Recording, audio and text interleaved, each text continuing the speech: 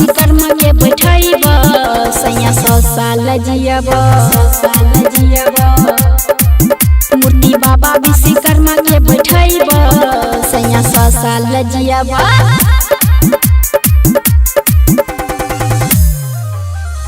इनकर कृपा से चलै ट्रेन हो बाबा के कृपा से उड़ै पलन हो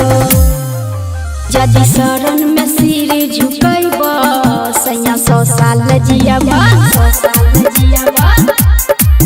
मूर्ति बाबा विश्वकर्मा के बैठब सैया 100 साल जियब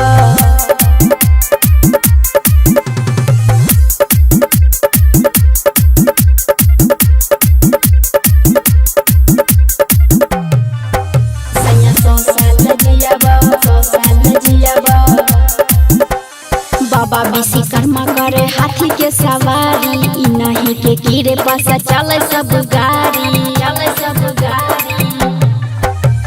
बाबा विश्वकर्मा करे हाथी के सवारी नहीं के कीड़े पास चले सब गाड़ी जदि दुए टाइम आरती देखब सैया 100 साल जियब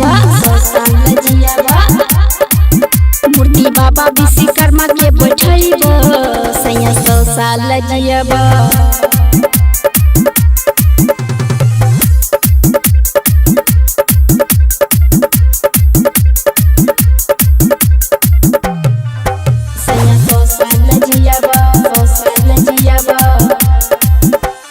रोशन राजा करे बाबा के पूजन हो भक्ति करे छै एकर दुनिया जहान हो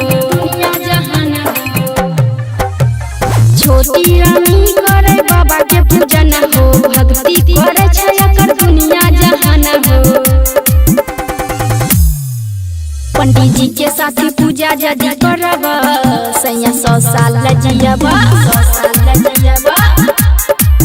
मूर्ति बाबा विश्वकर्मा के बैठब राजा 100 साल जियब